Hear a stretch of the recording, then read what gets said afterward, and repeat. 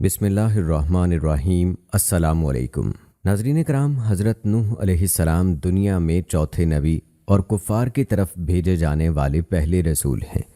طوفان کے بعد چونکہ آپ سے نسل انسانی چلی، اس لیے آپ کو آدم ثانی بھی کہا جاتا ہے۔ آپ نے کئی سو سال تک اپنی قوم کو خفیہ اور اعلانیہ ہر طرح سے تبلیغ فرمائی، اور اس دوران قوم کی طرف سے پہنچنے والی اذیتوں اور تکلیفوں کو خندہ پیشانی سے برداشت کیا اور صبر و تحمل کا مظاہرہ فرمایا۔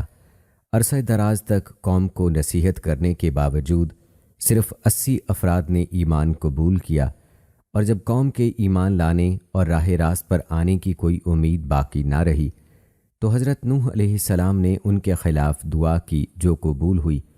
اللہ تعالیٰ نے اہل ایمان کو کشتی میں سوار کر کے نجات بخشی اور کافروں کو طوفان کا عذاب بھیج کر ہلاک کر دیا۔ آج کی ویڈیو میں ہم آپ کو حضرت نوح علیہ السلام کی زندگی کے اہم واقعات بتائیں گے، جن میں آپ علیہ السلام کی کشتی کا واقعہ بھی شامل ہے، اور آپ علیہ السلام کی بیوی کا واقعہ بھی آپ کو بتائیں گے، اور آپ کو یہ بھی بتائیں گے کہ حضرت نوح علیہ السلام کو آدم ثانی کیوں کہا جاتا ہے۔ تو آپ نے ہماری آج کی ویڈیو کو بغیر سکپ کیے آخر تک لازمی دیکھنا ہے۔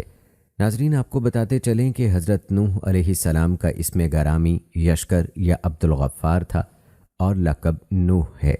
روایات میں آیا ہے کہ آپ اللہ تعالیٰ کے خوف کی بنا پر کثرت سے گریہ وزاری کیا کرتے تھے، اس لیے آپ نوح کے لقب سے معروف ہوئے۔ حضرت نوح علیہ السلام کو آدم ثانی بھی کہا جاتا ہے۔ اس کی وجہ یہ بتائی جاتی ہے کہ پسماندگان طوفان سے کسی کی نسل نہ بڑھی، اور صرف نوح علیہ السلام کی نسل تمام دنیا میں ہے۔ ناظرین، اسی حوالے سے سورہ صافات میں اللہ تعالیٰ کا فرمان ہے، اور ہم نے فقط انہی کی نسل کو باقی رہنے والا بنایا۔ ناظرین، جہاں تک نوح علیہ السلام کی ولادت کی بات ہے تو ابن جریر رحمۃ اللہ تعالیٰ علیہ کے قول کے مطابق حضرت نوح علیہ السلام کی ولادت حضرت آدم علیہ السلام کے وصال کے تقریباً 126 سال بعد ہوئی۔ اہل کتاب کی تاریخ کے مطابق ولادت نوح اور وفات آدم میں تقریباً 146 سال کا فاصلہ ہے، اور صحیح ابن حبان رحمۃ اللہ تعالیٰ علیہ کی روایت کے مطابق ان دونوں شخصیات میں 10 قرن کا فاصلہ ہے۔ جیسا کہ حضرت ابو امامہ رضی اللہ تعالیٰ عنہ سے روایت ہے کہ ایک شخص نے نبی اکرم صلی اللہ علیہ وآلہ وسلم سے عرض کیا کہ حضرت آدم علیہ السلام اور حضرت نوح علیہ السلام کے درمیان کتنا فاصلہ تھا؟ نبی اکرم صلی اللہ علیہ وآلہ وسلم نے فرمایا 10 قرن۔ ناظرین، یہاں اگر قرن سے مراد صدی ہو تو ان دونوں انبیاء اکرام علیہ السلام کے درمیان 1000 سال کا فاصلہ ہوگا، اور اگر قرن سے مراد نسل ہو تو اس صورت میں ان کے درمیان ہزاروں سال کا فاصلہ ہوگا، کیونکہ حضرت نوح علیہ السلام سے پہلے لوگ صدیوں تک زندہ رہتے تھے۔ ناظرین، روایات بتاتی ہیں کہ حضرت نوح علیہ السلام صائم الدہر تھے، جیسا کہ حضرت عبداللہ بن عمر رضی اللہ تعالیٰ عنہ سے روایت ہے کہ نبی اکرم صلی اللہ علیہ وآلہ وسلم نے ارشاد فرمایا کہ حضرت نوح علیہ السلام عید الفطر اور عید الاضحیٰ کے دن کے علاوہ ہمیشہ روزہ رکھا کرتے تھے۔ ناظرین، حضرت نوح علیہ السلام کے بے شمار اوصاف قرآن و احادیث میں بیان ہوئے ہیں۔ حضرت نوح علیہ السلام اللہ تعالیٰ کے اعلیٰ درجے کے کامل ایمان والے بندوں میں سے تھے، جیسا کہ سورہ صافات میں ارشاد باری تعالیٰ ہے کہ بے شک وہ ہمارے کامل ایمان والے بندوں میں سے تھے۔ حضرت نوح علیہ السلام ہر حال میں اللہ تعالیٰ کا شکر ادا کیا کرتے تھے، جیسا کہ سورہ بنی اسرائیل میں اللہ تعالیٰ کا ارشاد ہے، اے ان لوگوں کی اولاد جنہوں نے ہم نے نوح علیہ السلام کے ساتھ کشتی میں اٹھا لیا تھا، بے شک نوح علیہ السلام بڑے شکر گزار بندے تھے۔ ناظرین، اس آیت کی تفسیر میں علامہ علی بن محمد المعروف خازن رحمۃ اللہ علیہ فرماتے ہیں کہ حضرت نوح علیہ السلام کو بطور خاص شکر گزار بندہ فرمانے کی وجہ یہ ہے کہ آپ جب بھی کوئی چیز کھاتے پیتے یا لباس پہنتے تو اللہ تعالیٰ کی حمد کرتے اور اس کا شکر بجا لاتے تھے۔ اللہ تعالیٰ نے حضرت نوح علیہ السلام کو صرف شاکر یعنی شکر گزار ہی نہیں بلکہ شکور یعنی دائمی شکر کرنے والا قرار دیا ہے، اور پھر شکر جیسے زبان سے ہوتا ہے اسی طرح دل اور اعضاء سے بھی ہوتا ہے۔ تو حضرت نوح علیہ السلام کے قلب مبارک کا شکر کس قدر تھا، اس کی عظمت کا تو ہم تصور بھی نہیں کر سکتے، اور اعضاء مبارکہ سے کیسے شکر ادا کرتے تھے وہ بھی ہماری عقل سے ماورا ہے۔ ناظرین کرام، اگر بات کی جائے حضرت نوح علیہ السلام پر اللہ تعالیٰ کے انعامات کی، تو اللہ تعالیٰ نے حضرت نوح علیہ السلام پر بہت سے انعامات فرمائے، جن میں ایک انعام یہ ہے کہ صرف آپ علیہ السلام کی اولاد کو باقی رکھا، جیسا کہ سورہ صافات میں اللہ پاک کا فرمان ہے، اور ہم نے فقط انہی کی نسل کو باقی رہنے والا بنایا۔ ناظرین، اس آیت کی تفسیر میں حضرت عبداللہ بن عباس رضی اللہ تعالی عنہ سے مروی ہے کہ حضرت نوح علیہ السلام کی کشتی سے اترنے کے بعد آپ کی اولاد اور ان کی بیویوں کے علاوہ جتنے مرد و عورت تھے سبھی آگے نسل چلائے بغیر فوت ہو گئے، اور آپ علیہ السلام کی اولاد سے دنیا کی نسلیں چلیں۔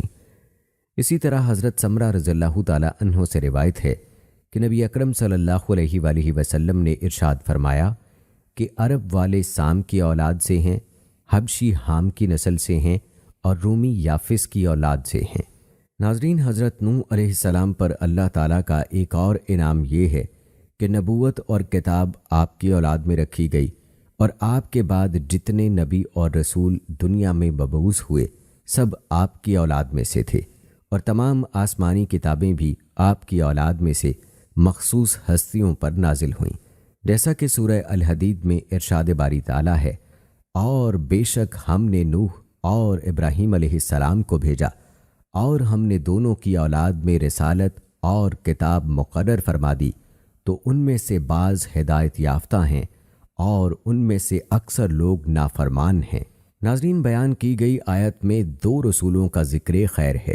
اس کی تفصیل یہ ہے کہ حضرت ابراہیم علیہ السلام کے بعد نبی اکرم صلی اللہ علیہ وآلہ وسلم تک جتنے انبیاء اور رسل علیہ السلام تشریف لائے سب حضرت نوح علیہ السلام کی اولاد میں سے تھے، اور حضرت ابراہیم علیہ السلام بذات خود حضرت نوح علیہ السلام کی نسل مبارک سے ہیں، اور یوں کتاب اولاً حضرت نوح علیہ السلام اور ثانیتاً حضرت ابراہیم علیہ السلام کی اولاد سے ہوئی۔ اس کے علاوہ حضرت نوح علیہ السلام پر اللہ تعالیٰ کا ایک انعام یہ بھی ہے کہ بعد والوں میں آپ کا ذکر جمیل باقی رکھا گیا۔ اس حوالے سے سورہ صافات میں ارشاد باری تعالیٰ ہے، اور پیچھے آنے والوں یعنی انبیاء و امم میں ہم نے ان کا ذکر خیر باقی رکھا۔ ناظرین، یہاں بعد والوں سے حضرت نوح علیہ السلام کے بعد والے انبیاء کرام علیہ السلام اور ان کی امتیں مراد ہیں، اور یہ حقیقت ہم اپنی آنکھوں سے مشاہدہ بھی کر رہے ہیں کہ دنیا بھر میں حضرت نوح علیہ السلام کا تذکرہ موجود اور باقی ہے۔ اسی طرح حضرت نوح علیہ السلام پر اللہ تعالیٰ کا ایک انعام یہ بھی ہے کہ فرشتے، جنات اور انسان سب حضرت نوح علیہ السلام پر قیامت تک سلام بھیجتے رہیں گے، اور اللہ تعالیٰ کی طرف سے نوح علیہ السلام پر سلام کا کلمہ ہمیشہ موجود رہے گا، جیسا کہ سورہ صافات میں اللہ پاک کا فرمان ہے، سلام ہو نوح پر سب جہانوں میں۔ ناظرین کرام، یہ تھا تذکرہ حضرت نوح علیہ السلام پر اللہ تعالیٰ کے چند انعامات کا، جن کا ذکر قرآن پاک میں بھی موجود ہے۔ آئیے اب بات کرتے ہیں حضرت نوح علیہ السلام کی دعوت و تبلیغ کا، جس کے بارے میں ہم سنتے رہتے ہیں کہ آپ علیہ السلام نے 950 سال تک اپنی قوم کو تبلیغ کی۔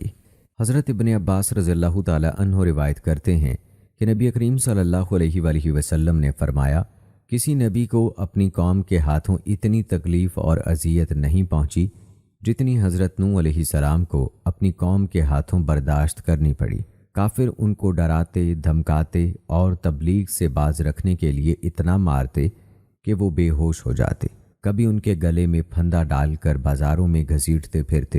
حضرت ابن عباس رضی اللہ تعالی عنہ سے ایک اور روایت منقول ہے کہ ان کی قوم انہیں اتنا مارتی کہ وہ گر جاتے تو ان کو کمبل میں لپیٹ کر کسی مکان یا ویرانے میں ڈال دیتے اور سمجھتے تھے کہ وہ انتقال کر گئے ہیں، مگر پھر جب ان کو ہوش آتا تو دوبارہ اپنی قوم کو راہ حق کی طرف بلانے میں مصروف ہو جاتے۔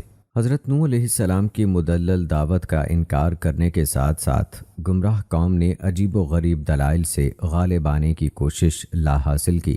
حضرت نوح علیہ السلام نے ان کے ان باطل استدلالات کا نہایت شافی جواب دیا، جیسا کہ سورہ ہود میں اللہ تعالیٰ نے فرمایا، اور ہم نے نوح کو ان کی قوم کی طرف بھیجا تو انہوں نے ان سے کہا کہ تم کو کھول کھول کر ڈر سنانے اور پیغام پہنچانے آیا ہوں کہ اللہ کے سوا کسی کی عبادت نہ کرو مجھے تمہاری نسبت دردناک عذاب کے دن کا خوف ہے۔ تو ان کی قوم کے سردار جو کافر تھے کہنے لگے کہ ہم تم کو اپنے ہی جیسا ایک آدمی دیکھتے ہیں، اور یہ بھی دیکھتے ہیں کہ تمہارے پیروکار وہی لوگ ہوئے جو ہم میں ادنا درجے کے اور موٹی عقل والے ہیں، اور ہم تم میں اپنے اور کسی طرح کی فضیلت نہیں دیکھتے بلکہ تمہیں جھوٹا خیال کرتے ہیں۔ انہوں نے کہا کہ اے قوم، دیکھو تو اگر میں اپنے پروردگار کی طرف سے دلیل روشن دیکھتا ہوں اور اس نے مجھے اپنے ہاتھ سے رحمت بخشی ہو جس کی حقیقت تم سے پوشیدہ رکھی گئی ہے، تو کیا ہم اس کے لیے تمہیں مجبور کر سکتے ہیں؟ اور تم ہو کہ اس سے ناخوش ہو رہے ہو۔ اور اے قوم، میں اس نصیحت کے بدلے تم سے مال و زر کا خواہاں نہیں ہوں، میرا صلہ تو اللہ کے ذمے ہے، اور جو لوگ ایمان لائے ہیں ان کو نکالنے والا بھی نہیں ہوں، وہ تو اپنے پروردگار سے ملنے والے ہیں۔ لیکن میں دیکھتا ہوں کہ تم لوگ نادانی کر رہے ہو، اور برادران ملت، اگر میں ان کو نکال دوں تو عذاب الہی سے بچانے کے لیے کون میری مدد کر سکتا ہے؟ بھلا تم غور کیوں نہیں کرتے؟ اور میں تم سے یہ نہیں کہتا ہوں کہ میرے پاس اللہ کے خزانے ہیں، اور نہ یہ کہ میں غیب جانتا ہوں، اور نہ یہ کہتا ہوں کہ میں فرشتہ ہوں، اور نہ ان لوگوں کی نسبت جن کو تم حقارت کی نظر سے دیکھتے ہو یہ کہتا ہوں کہ اللہ ان کو بھلائی یعنی اعمال کی جزائے نیک نہیں دے گا، جو ان کے دلوں میں ہے اسے اللہ خوب جانتا ہے۔ اگر میں ایسا کہوں تو بے انصافوں میں ہوں۔ انہوں نے کہا کہ نوح، تم نے ہم سے جھگڑا تو کیا اور جھگڑا بھی بہت کیا، لیکن اگر سچے ہو تو جس چیز سے ہمیں ڈراتے ہو وہ ہم پر نازل کرو۔ نوح نے کہا کہ اس کو تو اللہ ہی چاہے گا تو نازل کرے گا، اور تم اس کو کسی طرح ہرا نہیں سکتے۔ اور اگر میں یہ چاہوں کہ تمہاری خیر خواہی کروں اور اللہ یہ چاہے کہ تمہیں گمراہ کر دے تو میری خیر خواہی تم کو کچھ فائدہ نہیں دے سکتی۔ وہی تمہارا پروردگار ہے اور تمہیں اسی کی طرف لوٹ کر جانا ہے۔ کیا یہ کہتے ہیں کہ اس پیغمبر نے قرآن اپنے دل سے بنا لیا ہے؟ آپ کہیے کہ اگر میں نے اس کو گھڑا ہے تو میرے گناہ کا وبال مجھ پر، اور جو گناہ تم کرتے ہو اس سے میں بری و ذمہ ہوں۔ اور نوح کی طرف وحی کی گئی کہ تمہاری قوم میں جو لوگ ایمان لا چکے ان کے سوا اور کوئی ایمان نہیں لائے گا، تو جو کام یہ کر رہے ہیں ان کی وجہ سے غم نہ کھاؤ، اور ایک کشتی ہمارے حکم سے ہمارے روبرو بناؤ، اور جو لوگ ظالم ہیں ان کے بارے میں ہم سے کچھ نہ کہنا، کیونکہ وہ ضرور غرق کر دیے جائیں گے۔ تو نوح نے کشتی بنانی شروع کر دی، اور جب ان کی قوم کے سردار ان کے پاس سے گزرتے تو ان سے تمسخر کرتے۔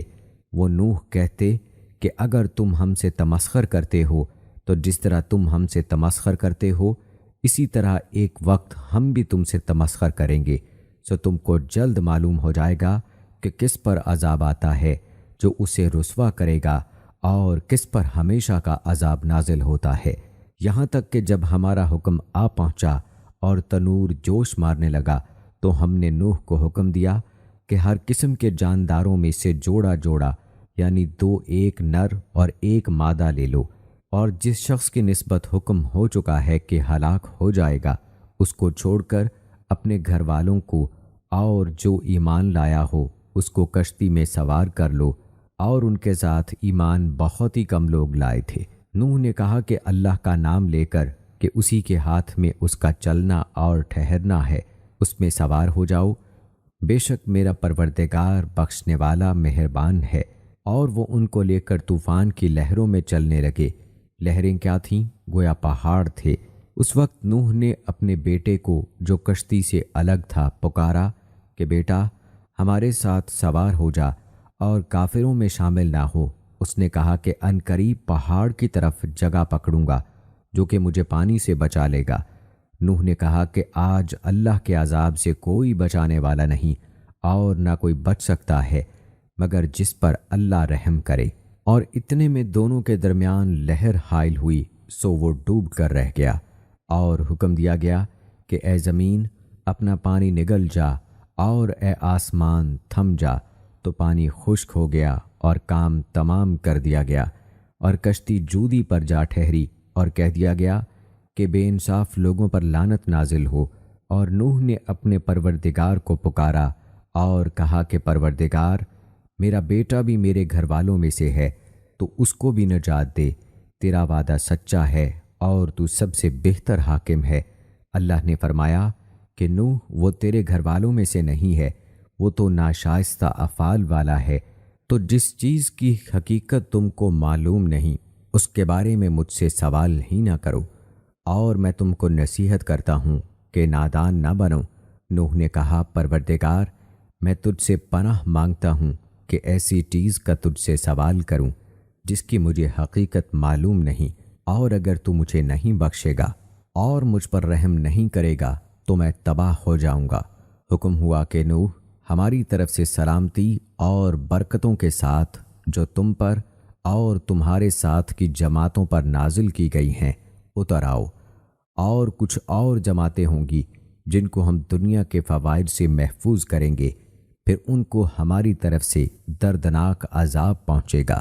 یہ حالات من جملہ غیب کی خبروں کے ہیں جو ہم آپ کی طرف وحی کرتے رہتے ہیں، اور اس سے پہلے نہ تم ہی ان کو جانتے تھے اور نہ تمہاری قوم ہی ان سے واقف تھی، سو صبر کرو کہ انجام پرہیزگاروں ہی کا بھلا ہے۔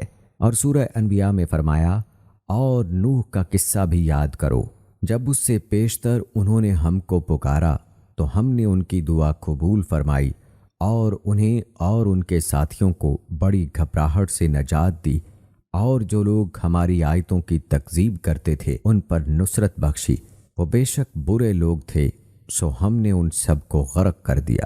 دلائل کے میدان میں شکست کھانے کے بعد نافرمان قوم نے آپ کو مجنوں اور دیوانہ کہہ کر جھٹلایا تو نوح علیہ السلام نے دستے دعا دراز کر دیے۔ سورہ مومنون میں ارشاد باری تعالیٰ ہے، اور ہم نے نوح کو ان کی قوم کی طرف بھیجا تو انہوں نے کہا کہ اے قوم، اللہ ہی کی عبادت کرو، اس کے سوا تمہارا کوئی معبود نہیں، کیا تم ڈرتے نہیں؟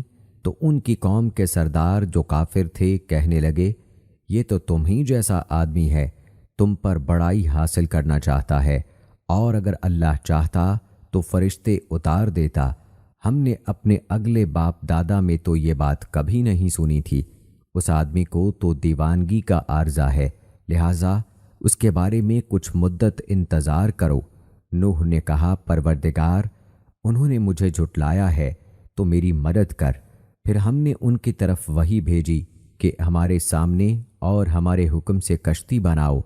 پھر جب ہمارا حکم آ پہنچے اور تنور پانی سے بھر کر جوش مارنے لگے تو سب قسم کے حیوانات میں سے جوڑا جوڑا یعنی نر اور مادہ دو دو کشتی میں بٹھا دو، اور اپنے گھر والوں کو بھی سوائے ان کے جن کی نسبت ان میں سے ہلاک ہونے کا حکم پہلے صادر ہو چکا ہے، اور ظالموں کے بارے میں ہم سے کچھ نہ کہنا، وہ ضرور ڈبو دیے جائیں گے۔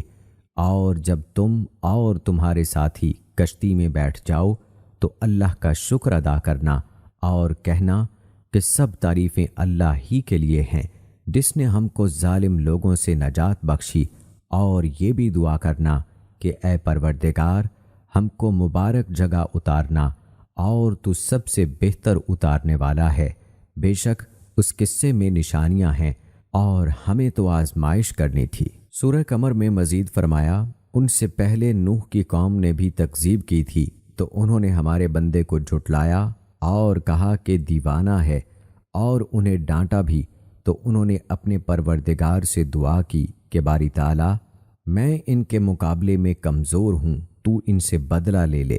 پس ہم نے زور کے می سے آسمان کے دہانے کھول دیے اور زمین میں چشمے جاری کر دیے، تو پانی ایک کام کے لیے جو مقدر ہو چکا تھا جمع ہو گیا، اور ہم نے نوح کو ایک کشتی پر سوار کر لیا جو تختوں اور میخوں سے تیار کی گئی تھی، وہ ہماری آنکھوں کے سامنے چلتی تھی۔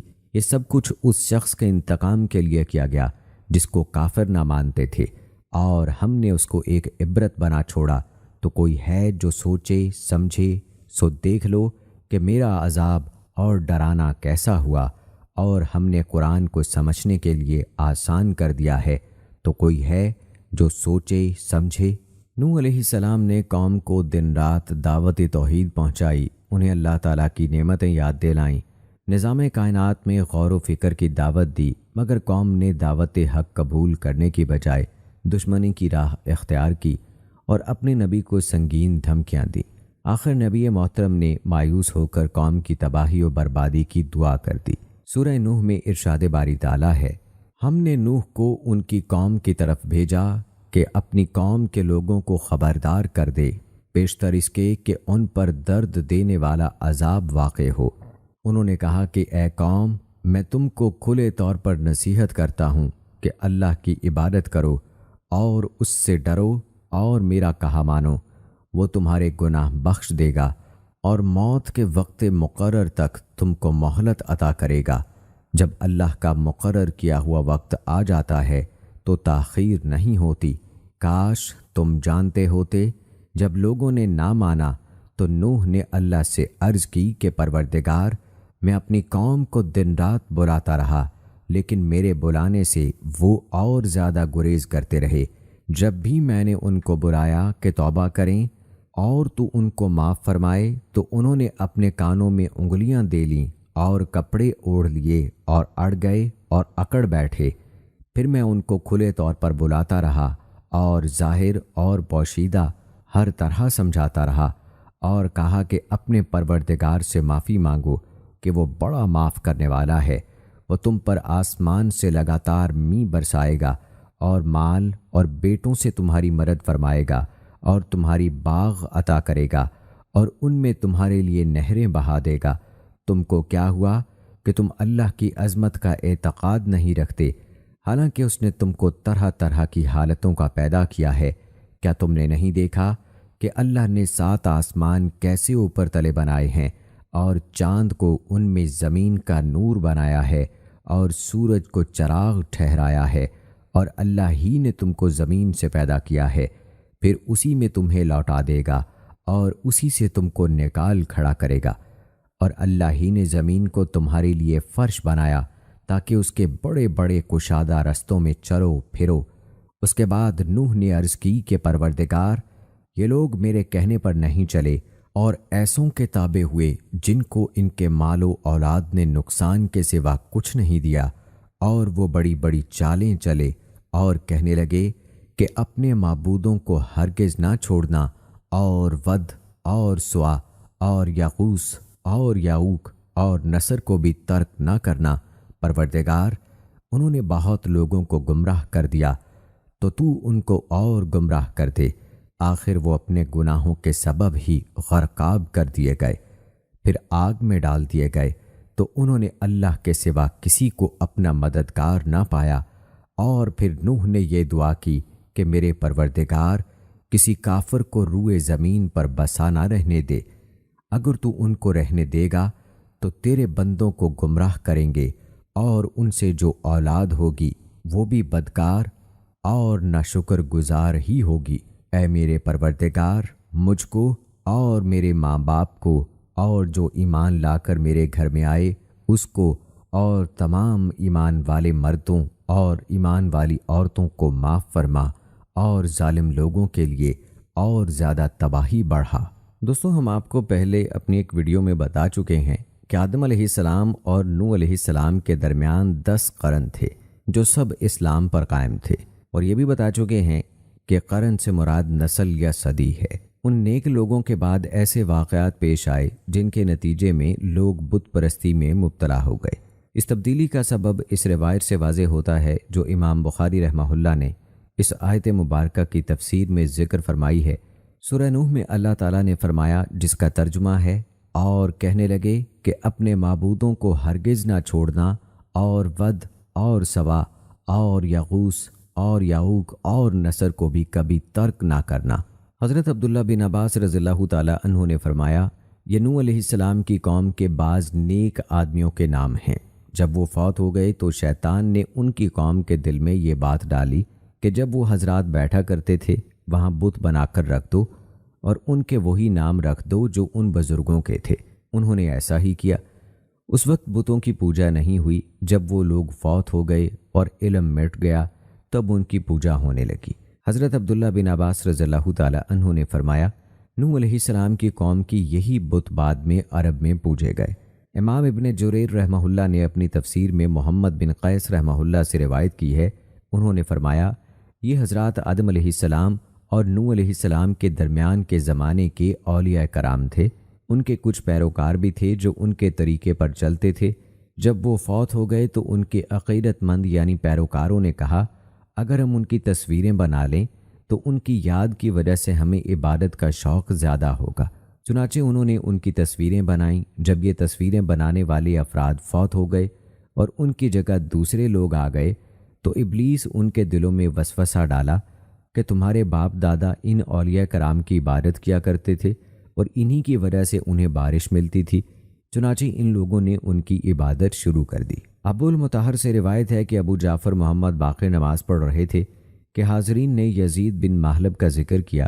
نماز سے فارغ ہو کر انہوں نے فرمایا، تم نے یزید بن مہلب کا ذکر کیا ہے، وہ اس علاقے میں قتل ہوئے ہیں جہاں سب سے پہلے غیر اللہ کی پوجا ہوئی تھی۔ انہوں نے ود کے بارے میں فرمایا، وہ ایک نیک آدمی تھا جو قوم میں ہر دل عزیز تھا۔ جب وہ فوت ہو گیا تو لوگ بابل میں اس کی قبر پر بیٹھ گئے اور بہت زیادہ غمگین ہوئے۔ جب ابلیس نے ان کا غم دیکھا تو انسانی صورت میں ان کے پاس آ کر کہنے لگا، میں دیکھ رہا ہوں کہ تم ان صاحب کی وفات پر بہت دل گرفتہ ہو، تو کیا میں تمہیں اس جیسی ایک صورت نہ بنا دوں جو اس کی جگہ رکھی جائے اور وہ اس کی یادگار بن جائے؟ انہوں نے کہا، ہاں بنا دو۔ اس نے ود کا ایک بت بنا دیا۔ انہوں نے اسے چوپال میں رکھ لیا اور اسے یاد کرنے اور اس کی باتیں کرنے لگے۔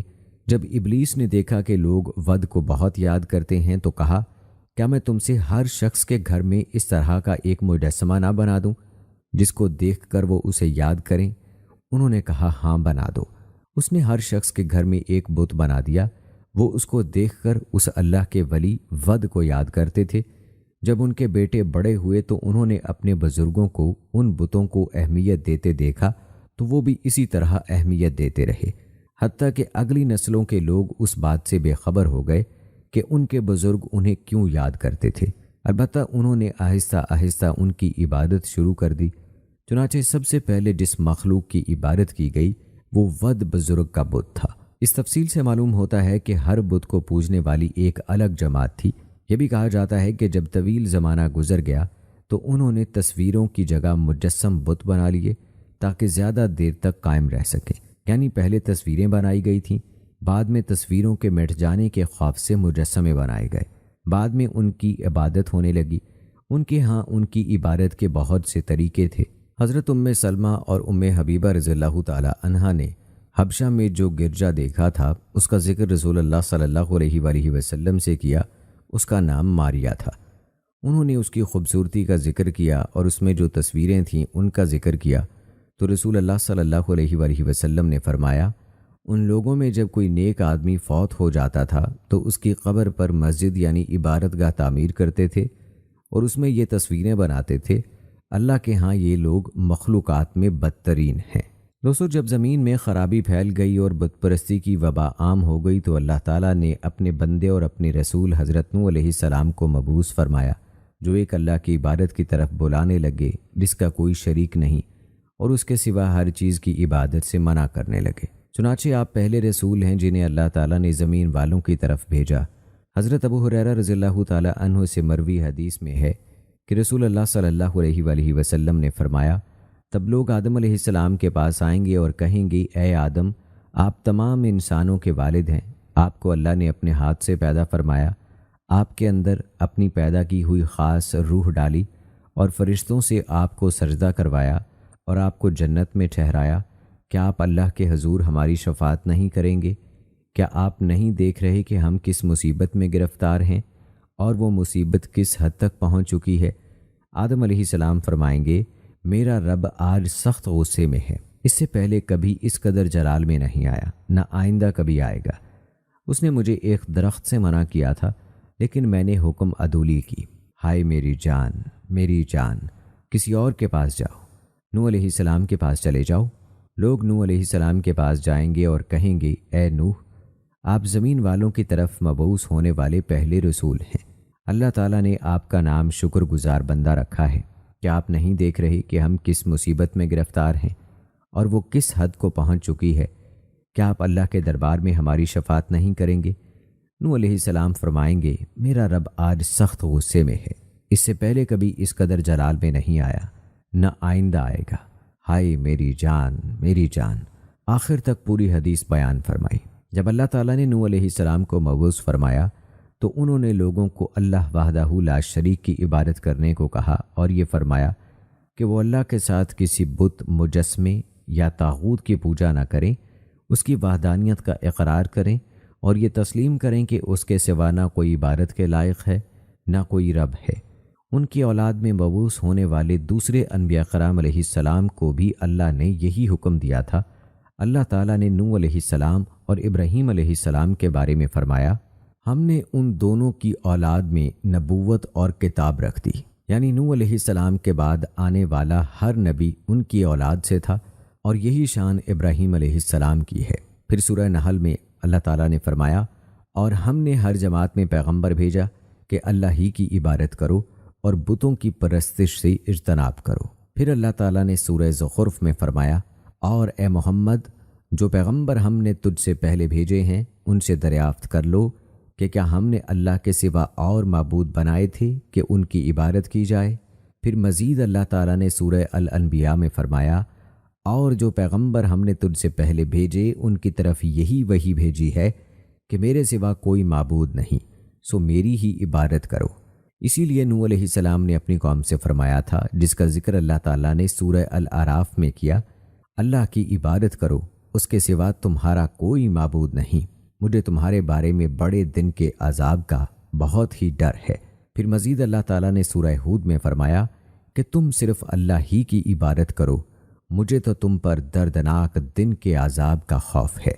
ان آیات میں اللہ تعالیٰ نے یہ بیان فرمایا ہے کہ نوح علیہ السلام نے لوگوں کو ہر طرح تبلیغ کی، رات کو بھی اور دن کو بھی، تنہائی میں بھی اور اعلانیہ بھی، ترغیب کے ذریعے سے بھی اور ترہیب کے ذریعے سے بھی، لیکن کوئی طریقہ کارگر نہ ہوا، بلکہ اکثر لوگ گمراہی، سرکشی اور بت پرستی پر اڑے رہے، ہر وقت آپ سے دشمنی کرتے رہے، آپ کو اور آپ پر ایمان لانے والوں کو برا بھلا کہتے رہے، انہیں شہید کر دینے اور جلا وطن کر دینے کی دھمکیاں دیتے رہے، ان کی بے عزتی کرتے رہے اور زیادہ سے زیادہ تکلیفیں دیتے رہے۔ سورہ ہود میں اللہ تعالیٰ فرماتے ہیں، اے میری قوم، دیکھو تو اگر میں اپنے پروردگار کی طرف سے دلیل روشن رکھتا ہوں اور اس نے مجھے اپنے ہاتھ سے رحمت بخشی ہو جس کی حقیقت تم سے پوشیدہ رکھی گئی ہو، تو کیا ہم اس کو ماننے کے لیے تمہیں مجبور کر سکتے ہیں جبکہ تم مجھ سے ناخوش ہو رہے ہو؟ یہ ان سے خطاب کرنے میں نرم اسلوبی کا انداز ہے اور انہیں حق کی طرف بلانے میں نرم رویے کا اظہار ہے، جیسے اللہ تعالیٰ نے حضرت موسیٰ علیہ السلام اور ہارون علیہ السلام سے فرعون کی بابت فرمایا تھا۔ سورہ طٰہٰ میں اللہ تعالیٰ نے فرمایا، اس سے نرمی سے بات کرنا، شاید وہ غور کرے یا ڈر جائے۔ اللہ تعالیٰ نے آخر الزماں پیغمبر حضرت محمد صلی اللہ علیہ وآلہ وسلم کو بھی نرم اسلوب اور نرم رویہ اپنانے کی ہدایت فرمائی تھی۔ سورہ نحل میں اللہ تعالیٰ نے فرمایا، اے پیغمبر، لوگوں کو دانش اور نیک نصیحت سے اپنے پروردگار کی طرف بلاؤ اور بہت ہی اچھے طریقے سے ان سے مناظرہ کرو۔ حضرت نوح علیہ السلام کا خطاب بھی اسی قبیل سے ہے، یعنی میں تمہیں ایسی چیز پہنچا رہا ہوں جس میں تمہارا دنیا اور آخرت کا فائدہ ہے، اس عمل کے بدلے میں تم سے کوئی اجرت نہیں مانگتا، میں یہ چیز صرف اللہ سے مانگتا ہوں، اس کا ثواب میرے لیے بہتر ہے اور وہ اس سے زیادہ باقی رہنے والا ہے جو کچھ تم مجھے دے سکتے ہو۔ نوح علیہ السلام نے فرمایا، میں ایمان والوں کو اپنے پاس سے نہیں نکال سکتا، انہیں اپنے رب سے ملنا ہے، لیکن میں دیکھتا ہوں کہ تم لوگ جہالت کر رہے ہو۔ اس آیت سے معلوم ہوتا ہے کہ انہوں نے مطالبہ کیا تھا کہ نوح علیہ السلام مومنوں کو اپنے پاس سے ہٹا دیں اور وعدہ کیا کہ اگر وہ اس مطالبے کو تسلیم کر لیں تو وہ ان کے پاس بیٹھیں گے۔ نوح علیہ السلام نے یہ مطالبہ رد کر دیا اور فرمایا، انہیں اپنے رب سے ملنا ہے، یعنی اگر میں نے انہیں ہٹایا تو مجھے خوف ہے کہ اللہ تعالیٰ ناراض ہوگا۔ کیا تم سمجھتے نہیں؟ کفار قریش نے بھی نبی کریم صلی اللہ علیہ وآلہ وسلم سے مطالبہ کیا تھا کہ آپ عمار، صہیب، بلال، خباب رضی اللہ تعالیٰ عنہ اور ایسے دوسرے حضرات کو اپنے پاس سے اٹھا دیں، تو اللہ تعالیٰ نے نبی کریم صلی اللہ علیہ وآلہ وسلم کو یہ بات ماننے سے منع فرما دیا، جیسا کہ سورہ کہف اور سورہ انعام میں ہے۔ نوح علیہ السلام نے اپنی قوم سے فرمایا، اور میں نہ تم سے یہ کہتا ہوں کہ میرے پاس اللہ کے خزانے ہیں، اور نہ یہ کہ میں غیب جانتا ہوں، اور نہ یہ کہتا ہوں کہ میں فرشتہ ہوں، اور نہ ان لوگوں کی نسبت جن کو تم حقارت کی نظر سے دیکھتے ہو یہ کہتا ہوں کہ اللہ ان کو بھلائی یعنی اعمال کی جزائے نیک نہیں دے گا۔ جو ان کے دلوں میں ہے اسے اللہ خوب جانتا ہے۔ اگر میں ایسا کہوں تو بے انصافوں میں ہوں، یعنی میں تو پیغام پہنچانے والا بندہ ہوں، مجھے صرف اتنا ہی علم ہے جتنا اللہ نے مجھے سکھایا، اور صرف اتنی ہی طاقت ہے جتنی اللہ نے دی۔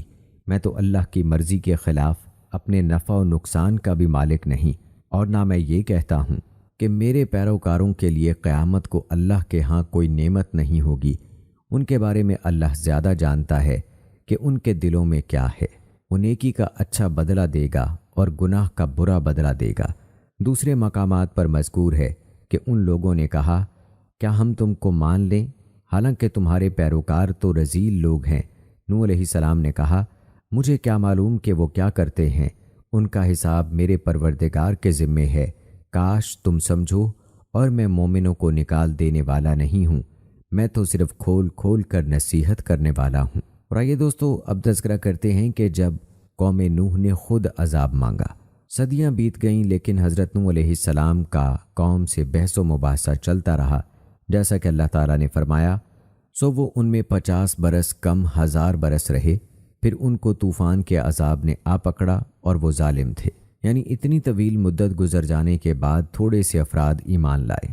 جب ایک نسل کے لوگ مرتے تو وہ بعد والوں کو یہ وصیت کر جاتے تھے کہ حضرت نوح علیہ السلام پر ایمان نہ لانا، ان سے جھگڑتے اور ان کی مخالفت کرتے رہنا۔ جب کسی کا بچہ بڑا ہوتا اور اس کی باتیں سمجھنے لگتا تو باپ اپنے بیٹے کو یہی نصیحت کرتا کہ زندگی بھر نوح علیہ السلام پر ایمان نہ لانا۔ ان کی فطرت ایسی بن گئی تھی کہ جسے ایمان اور حق کی قبولیت کسی صورت گوارا نہ تھی۔ اسی لیے نوح علیہ السلام نے فرمایا اے اللہ، ان سے جو اولاد ہوگی وہ بھی بدکار اور ناشکر گزار ہوگی۔ یہی وجہ تھی کہ انہوں نے کہا اے نوح، تم نے ہم سے جھگڑا تو کیا اور جھگڑا بھی بہت کیا، لیکن اگر سچے ہو تو جس چیز سے ہمیں ڈراتے ہو وہ ہم پر نازل کرو۔ نوح علیہ السلام نے کہا اس کو تو اللہ ہی چاہے گا تو نازل کرے گا، اور تم اس کو کسی طرح ہرا نہیں سکتے۔ یعنی عذاب لانا صرف اللہ کے ہاتھ میں ہے، وہی ہے جو کسی کام سے عاجز نہیں، اور کوئی کام اس کے لیے مشکل نہیں، بلکہ وہ جس چیز کو کن کہتا ہے وہ ہو جاتی ہے۔ نوح علیہ السلام نے اپنی قوم کو مزید مطمئن کرنے کے لیے فرمایا میری خیر خواہی تمہیں کچھ بھی نفع نہیں دے سکتی، گو میں کتنی ہی تمہاری خیر خواہی کیوں نہ چاہوں، بشرط یہ کہ اللہ کا ارادہ تمہیں گمراہ کرنے کا ہو۔ وہی تم سب کا پروردگار ہے اور اسی کی طرف لوٹائے جاؤ گے۔ یعنی اللہ تعالیٰ جسے آزمائش میں ڈالنا چاہے اسے کوئی ہدایت نہیں دے سکتا، وہی جسے چاہتا ہے ہدایت دیتا ہے اور جسے چاہتا ہے ہدایت سے محروم رکھتا ہے۔ وہ جو چاہتا ہے کرتا ہے، وہ غالب اور حکمت والا ہے۔ وہی جانتا ہے کہ کون ہدایت کا مستحق ہے اور کون گمراہی کے لائق ہے۔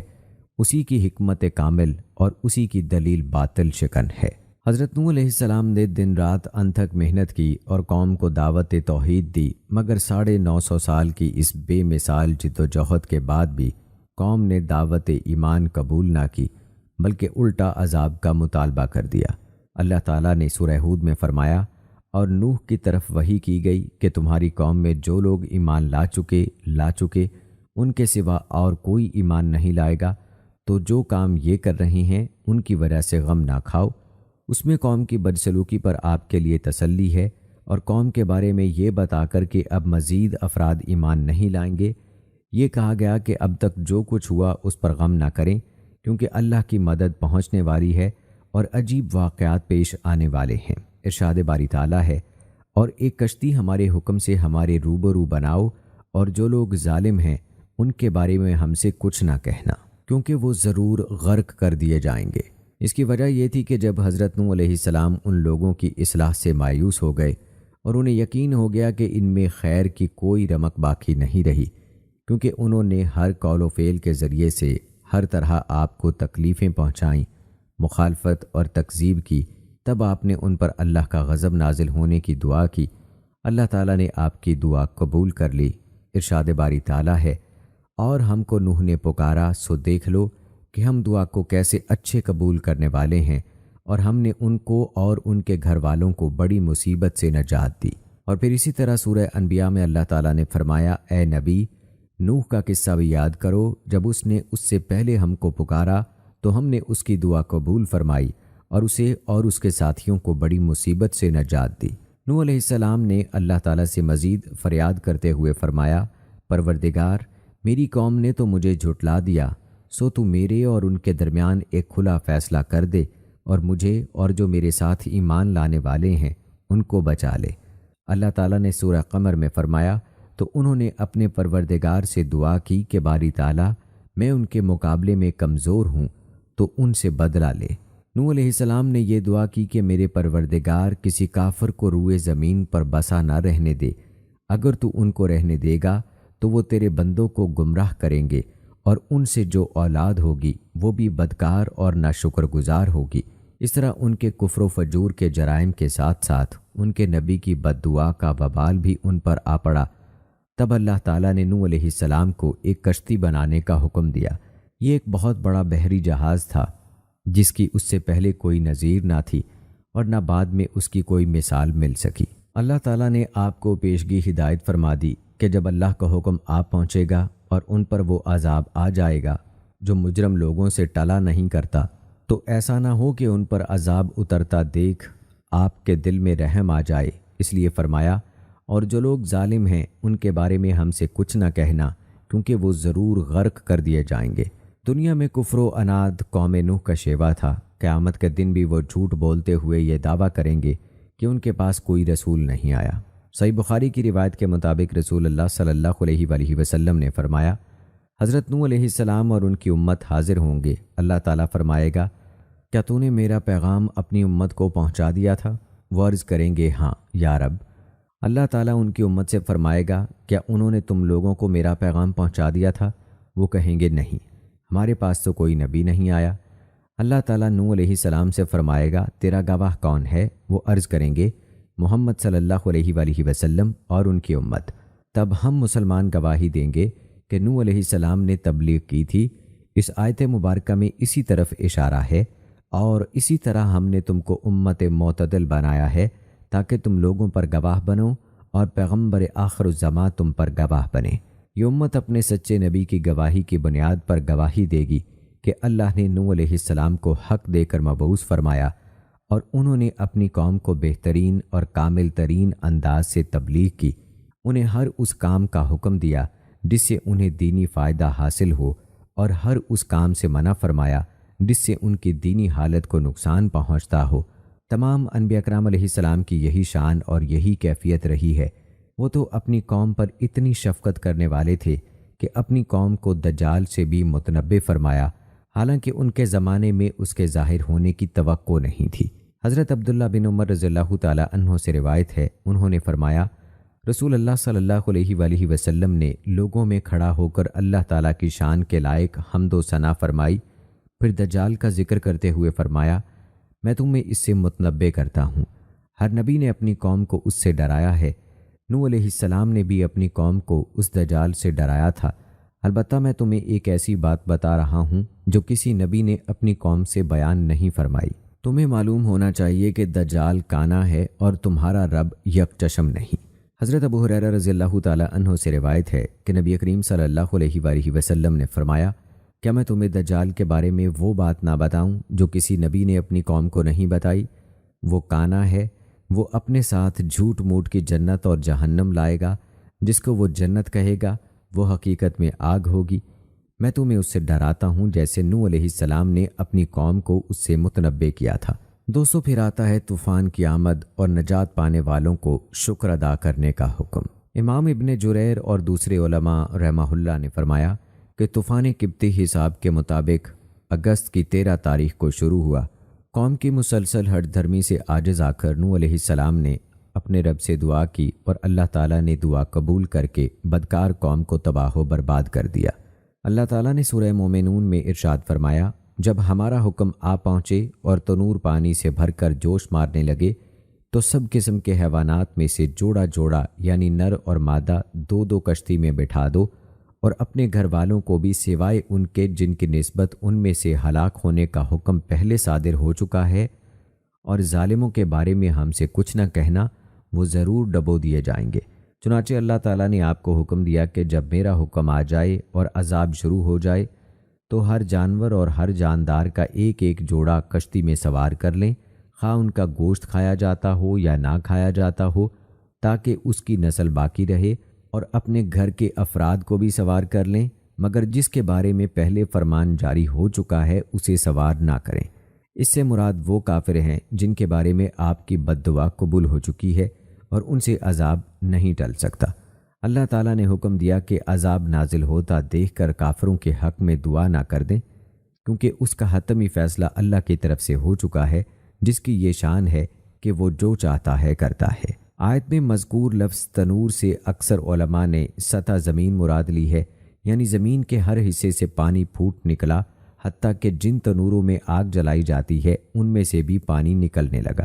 حضرت ابن عباس رضی اللہ تعالیٰ عنہ سے روایت ہے کہ تنور سے مراد یہ ہے کہ ساری زمین سے پانی نکلنے لگا، یعنی آگ والے تنوروں سے بھی پانی نکلنا شروع ہو گیا۔ اللہ تعالیٰ نے سورہ ہود میں فرمایا، یہاں تک کہ جب ہمارا حکم آ پہنچا اور تنور جوش مارنے لگا تو ہم نے نوح علیہ السلام کو حکم دیا کہ ہر قسم کے جانداروں میں سے جوڑا جوڑا، یعنی دو دو جانور، ایک نر اور ایک مادہ لے لو، اور جس شخص کی نسبت حکم ہو چکا ہے کہ ہلاک ہو جائے گا اس کو چھوڑ کر اپنے گھر والوں کو اور جو ایمان لایا ہے اس کو کشتی میں سوار کر لو، اور ان کے ساتھ بہت ہی کم لوگ ایمان لائے تھے۔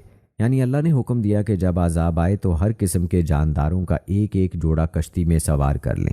بائبل میں کہا گیا ہے کہ انہیں ہر حلال جانور کے 7 جوڑے اور ہر حرام جانور کا ایک ایک جوڑا سوار کرنے کا حکم دیا گیا تھا، لیکن قرآن مجید کے لفظ سنائن یعنی 2 جانور سے اس کی تردید ہوتی ہے۔ ارشاد باری تعالیٰ ہے کہ کافروں کو چھوڑ کر صرف ان مومنوں کو کشتی میں سوار کریں جن کے حق میں نجات کی دعا قبول ہو چکی ہے۔ آپ کا بیٹا یام بھی ڈوبنے والوں میں شامل تھا، یعنی امت کے جو افراد آپ پر ایمان لا چکے ہیں انہیں کشتی میں سوار کر لیجئے۔ آپ کے ساتھ بہت تھوڑے لوگ ایمان لائے، حالانکہ آپ طویل عرصے تک ان میں تشریف فرما رہے اور ترغیب و ترہیب، وعدہ و وعید کے گوناگوں اسالیب کو استعمال کرتے ہوئے پوری قوت کے ساتھ رات دن تبلیغ میں مصروف رہے۔ کشتی میں سوار ہونے والوں کی تعداد کتنی تھی اس کے بارے میں علماء کے مختلف اقوال ہیں۔ حضرت ابن عباس رضی اللہ تعالیٰ عنہ سے روایت ہے کہ وہ 80 افراد تھے، ان کے ساتھ ان کی بیویاں بھی تھیں۔ کعب احبار سے مروی ہے کہ وہ 72 افراد تھے، بعض نے کہا 10 تھے۔ ایک قول کے مطابق کشتی میں سوار ہونے والوں میں حضرت نوح علیہ السلام خود، ان کے 3 بیٹے اور ایمان نہ لا کر غرق ہو جانے والے یام کی بیوی سمیت نوح علیہ السلام کی 4 بہویں شامل تھیں۔ یہ قول ظاہر طور پر آیت کے خلاف ہے، کیونکہ آیت سے ثابت ہوتا ہے کہ کشتی میں نوح علیہ السلام کے خاندان سے باہر کے مومن افراد بھی سوار ہوئے تھے، جیسے کہ نوح علیہ السلام نے فرمایا تھا، مجھے اور جو مومن میرے ساتھ ہیں انہیں بچا لے۔ ایک قول کے مطابق وہ 7 افراد تھے۔ نوح علیہ السلام کی بیوی جو آپ کے تمام بیٹوں حام، سام، یافس، یام جسے اہل کتاب کنان کہتے تھے اور یہی طوفان میں غرق ہوا تھا، اور عابر کی ماں تھی، وہ طوفان سے پہلے فوت ہو چکی تھی۔ بعض علماء نے فرمایا ہے کہ وہ بھی ایمان نہ لانے کی وجہ سے دوسرے کافروں کے ساتھ غرق ہو گئی تھی۔ اہل کتاب کا کہنا ہے کہ وہ کشتی میں موجود تھی، ہو سکتا ہے وہ بعد میں کافر ہو گئی ہو، البتہ پہلا قول زیادہ صحیح ہے، کیونکہ نوح علیہ السلام نے عرض کیا تھا کسی کافر کو زمین پر بسا نہ رہنے دے۔ جب کافر قوم کی غرقابی کا وقت ہو گیا تو مومنوں کی حفاظت اور نجات کے لیے کشتی اللہ کے حکم سے تیرنے لگی، تو اللہ تعالیٰ نے اس نعمت پر شکر ادا کرنے کا حکم دیا، اور جب تم اور تمہارے ساتھی کشتی میں بیٹھ جاؤ تو اللہ کا شکر ادا کرنا اور کہنا کہ سب تعریف اللہ ہی کے لیے ہے جس نے ہم کو ظالم لوگوں سے نجات بخشی، اور یہ بھی دعا کرنا کہ اے پروردگار ہم کو مبارک جگہ اتار اور تو سب سے بہتر اتارنے والا ہے۔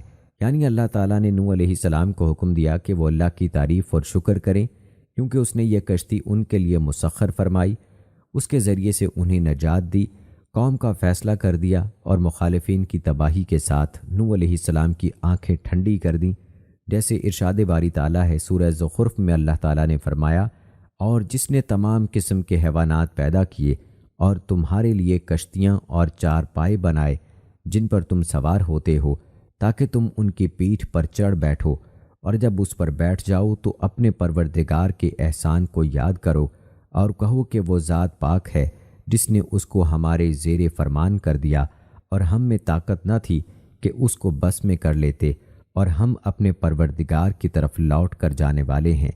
اسی طرح سب کو حکم ہے کہ کام کی ابتدا میں دعا کی جائے تاکہ اس میں خیر و برکت حاصل ہو اور اس کا انجام اچھا ہو، جیسے نبی کریم صلی اللہ علیہ وآلہ وسلم کو ہجرت کے وقت حکم دیا، اور کہو کہ اے پروردگار، مجھے جہاں لے جا سچائی کے ساتھ لے جا، اور جہاں سے بھی نکال سچائی کے ساتھ نکال، اور اپنے ہاں سے زور و قوت کو میرا مددگار بنا۔ نوح علیہ السلام نے اللہ تعالیٰ کے اس حکم کی تعمیل کی اور ساتھیوں سے فرمایا، اس کشتی میں سوار ہو جاؤ، اللہ ہی کے نام سے اس کا چلنا اور ٹھہرنا ہے، بے شک میرا پروردگار بخشنے والا مہربان ہے۔ یعنی اس کے چلنے کی ابتدا و انتہا اللہ کے نام سے ہے۔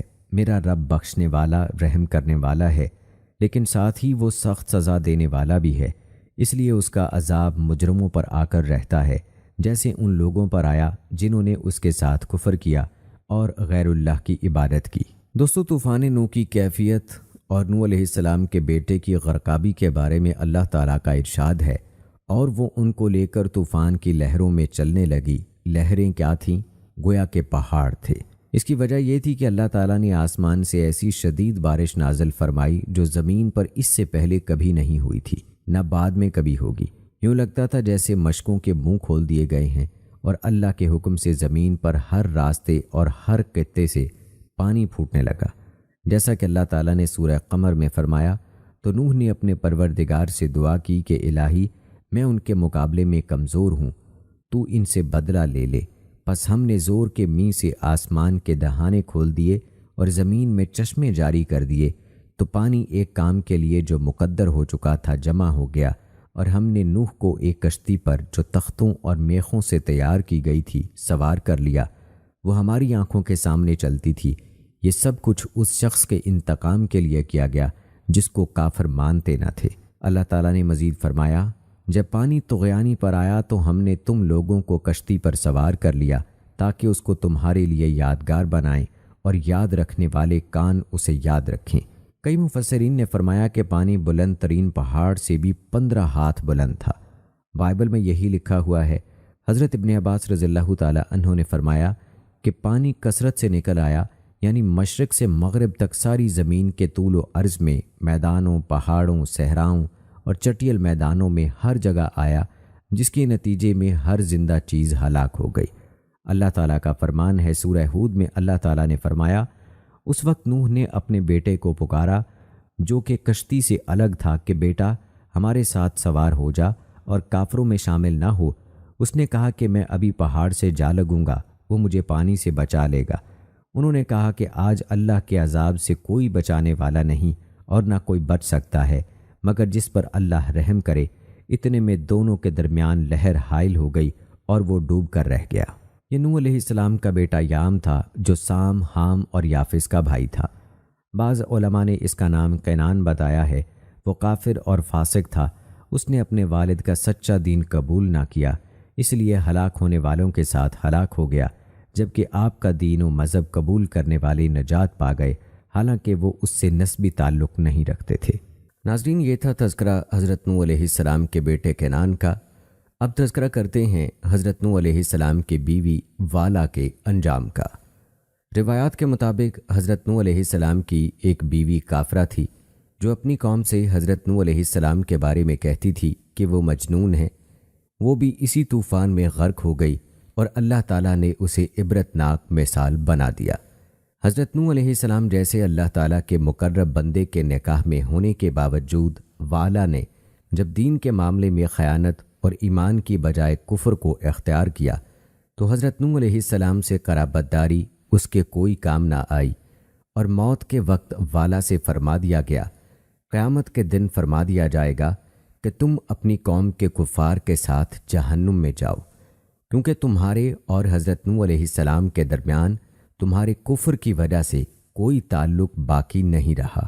ناظرین، اس واقعے کا ذکر قرآن پاک کی سورہ تحریم میں ان الفاظ کے ساتھ کیا گیا ہے، اللہ نے ان لوگوں کے لیے جنہوں نے کفر کیا ہے نوح علیہ السلام کی عورت والا اور لوط علیہ السلام کی عورت واہلا کی مثال بیان فرمائی ہے۔ وہ دونوں ہمارے بندوں میں سے 2 صالح بندوں کے نکاح میں تھیں۔ سو دونوں نے ان سے خیانت کی، پس وہ اللہ کے عذاب کے سامنے ان کے کچھ کام نہ آئے، اور ان سے کہہ دیا گیا کہ تم دونوں عورتیں داخل ہونے والوں کے ساتھ دوزخ میں داخل ہو جاؤ۔ ناظرین، روایات میں آتا ہے کہ جب طوفان اپنی انتہا کو پہنچا اور حضرت نوح علیہ السلام کی قوم کو غرق کر دیا گیا، تو اللہ تعالیٰ کی طرف سے زمین کو حکم ہوا، اے زمین اپنا پانی نگل جا، اور آسمان کو حکم ہوا کہ اے آسمان تھم جا۔ اس کے بعد زمین خشک کر دی گئی، اور یوں حضرت نوح علیہ السلام کی کافر قوم مکمل طور پر ہلاک ہو گئی، جبکہ حضرت نوح علیہ السلام کی کشتی 6 ماہ زمین میں گھوم کر موصل یا شام کی حدود میں واقع جودی پہاڑ پر جا ٹھہری۔ اس واقعے کا ذکر قرآن مجید کی سورہ ہود میں ان الفاظ میں کیا گیا ہے، اور جب سفینہ نوح کے سوا سب ڈوب کر ہلاک ہو چکے تو حکم دیا گیا، اے زمین اپنا پانی نگل جا، اور اے آسمان تو تھم جا، اور پانی خشک کر دیا گیا اور کام تمام کر دیا گیا، اور کشتی جودی پہاڑ پر جا ٹھہری، اور فرما دیا گیا کہ ظالموں کے لیے رحمت سے دوری ہے۔ اس حوالے سے حضرت قتادہ رضی اللہ تعالی عنہ سے روایت ہے کہ اللہ تعالیٰ نے اس کشتی کو عراق کے ایک جزیرے کی سرزمین میں اور بعض مفسرین کے نزدیک جودی پہاڑ پر مدتوں باقی رکھا، یہاں تک کہ ہماری امت کے پہلے لوگوں نے بھی اس کشتی کو دیکھا۔ ناظرین، یاد رکھیں، حضرت نوح علیہ السلام کی قوم کے لوگ اپنی خطاؤں کی وجہ سے طوفان میں ڈبو دیے گئے، پھر غرق ہونے کے بعد عذاب برزخ کی آگ میں داخل کیے گئے۔ اس حوالے سے قرآن مجید کی سورہ نوح میں ارشاد باری تعالیٰ ہے کہ بالآخر وہ اپنے گناہوں کے سبب غرق کر دیے گئے، پھر آگ میں ڈال دیے گئے، سو وہ اپنے لیے اللہ کے مقابل کسی کو مددگار نہ پا سکے۔ ناظرین، یاد رہے کہ حضرت نوح علیہ السلام اور ان کی قوم کے واقعات میں عبرت و نصیحت کا ایک خزانہ موجود ہے۔ اس میں متکبروں اور غریب مسلمانوں کو حقیر جاننے والوں کے لیے عبرت ہے، یوں ہی کفار کے لیے عبرت ہے کہ جو لوگ اللہ تعالیٰ کے رسول کو جھٹلائیں گے ان پر ویسا عذاب آ سکتا ہے جیسا قوم نوح پر آیا۔ اس میں ایمان والوں کے لیے بھی درس ہے کہ وہ ایمان پر ثابت قدم رہیں، تو جس طرح اللہ تعالیٰ نے حضرت نوح علیہ السلام پر ایمان لانے والوں کو مخالفین کے شر سے نجات دی، اسی طرح انہیں بھی مخالفین کے شر سے بچائے گا۔ ناظرین، قرآن مجید میں کئی مقامات پر یہ پہلو بیان کیے گئے ہیں۔ سورہ اعراف میں اللہ پاک کا فرمان ہے، پھر ان لوگوں نے انہیں جھٹلایا، سو ہم نے انہیں اور ان لوگوں کو جو کشتی میں ان کی معیت میں تھے نجات دی، اور ہم نے ان لوگوں کو غرق کر دیا جنہوں نے ہماری آیتوں کو جھٹلایا تھا، بے شک وہ اندھے یعنی بے بصیرت لوگ تھے۔ اسی طرح سورہ یونس میں اللہ پاک کا فرمان ہے، پھر آپ کی قوم نے آپ کو جھٹلایا، پس ہم نے انہیں اور جو ان کے ساتھ کشتی میں تھے عذاب طوفان سے نجات دی، اور ہم نے انہیں زمین میں جانشین بنا دیا اور ان لوگوں کو غرق کر دیا جنہوں نے ہماری آیتوں کو جھٹلایا تھا، سو آپ دیکھیے کہ ان لوگوں کا انجام کیسا ہوا جو ڈرائے گئے تھے۔ ناظرین، ہمیں چاہیے کہ قرآن پاک میں بیان کیے گئے گزشتہ قوموں کے ان واقعات سے سبق اور نصیحت حاصل کریں۔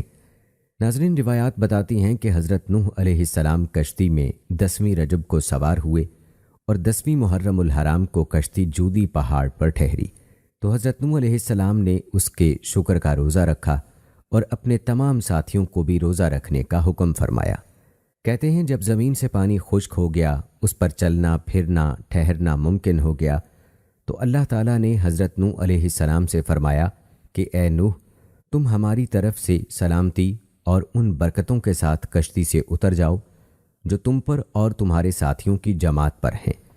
اس کے ساتھ یہ بھی فرمایا کہ دنیا میں کچھ جماعتیں ایسی بھی ہوں گی جنہیں اللہ تعالیٰ ان کی مقرر کردہ مدتوں تک فراخی، عیش اور وسعت رزق عطا فرمائے گا، پھر انہیں اللہ تعالیٰ کی طرف سے آخرت میں دردناک عذاب پہنچے گا۔ روایات کے مطابق 10ویں محرم الحرام کو 6 ماہ بعد سفینہ نوح جودی پہاڑ پر ٹھہرا۔ سب لوگ پہاڑ سے اترے اور پہلا شہر جو بسا اس کا نام سوق السمانین رکھا۔ یہ بستی جبل نہامند کے قریب متصل موصل میں واقع ہے۔ اس طوفان میں 2 عمارتیں مثل گنبد مینارہ باقی رہ گئی تھیں جنہیں کچھ نقصان نہ پہنچا تھا، اور اس وقت روئے زمین پر سوائے ان کے اور کوئی امارت نہ تھی۔ حضرت کعب الاحبار رضی اللہ تعالیٰ عنہ سے مروی ہے کہ جب حضرت نوح علیہ السلام کی وفات کا وقت قریب آیا تو انہوں نے اپنے بیٹے سام کو بلایا اور فرمایا کہ میں تمہیں 2 باتوں کی تاکید کرتا ہوں اور 2 باتوں سے منع کرتا ہوں۔ پہلی بات یہ کہ اس بات کی گواہی دیتے رہنا کہ اللہ تعالیٰ کے سوا اور کوئی معبود نہیں، بے شک لا الہ الا اللہ ایسا کلمہ ہے جو 7 آسمانوں کو پھاڑ سکتا ہے اور کوئی چیز اسے چھپا نہیں سکتی۔ اگر 7 آسمان، 7 زمینیں اور جو کچھ ان کے درمیان ہے سب ایک پلڑے میں رکھ دیا جائے اور دوسرے پلڑے میں یہ کلمہ رکھ دیا جائے تو یہ دوسرا پلڑا وزنی ہوگا۔ دوسری بات یہ ہے کہ کثرت کے ساتھ سبحان اللہ والحمد للہ پڑھتے رہنا، کیونکہ یہ کلمہ ثواب کا جامع ہے۔ تیسری بات یہ ہے کہ کسی کو اللہ تعالیٰ کا شریک ٹھہرانے سے باز رہنا۔ چوتھی بات یہ ہے کہ اللہ تعالیٰ کو چھوڑ کر کسی اور پر توکل کرنے سے بھی باز رہنا۔ ناظرین کرام، جہاں تک حضرت نوح علیہ السلام کی عمر مبارک کا ذکر ہے تو اس حوالے سے حضرت عبداللہ بن عباس رضی اللہ تعالیٰ عنہ سے روایت ہے کہ حضرت نوح علیہ السلام 40 سال کی عمر میں مبعوث ہوئے اور 950 سال اپنی قوم کو دعوت فرماتے رہے اور طوفان کے بعد 60 سال دنیا میں رہے۔ یوں آپ علیہ السلام کی عمر مبارک تقریباً 1050 سال بنتی ہے۔ تو ناظرین کرام، یہ تھی ہماری آج کی ویڈیو۔ امید کرتے ہیں کہ آپ کو پسند آئی ہوگی۔ ہماری آج کی اس ویڈیو کے متعلق اپنی رائے کا اظہار کمنٹ باکس میں لازمی کیجیے گا۔ مجھے اگلی ویڈیو تک اجازت دیں۔ فی امان اللہ۔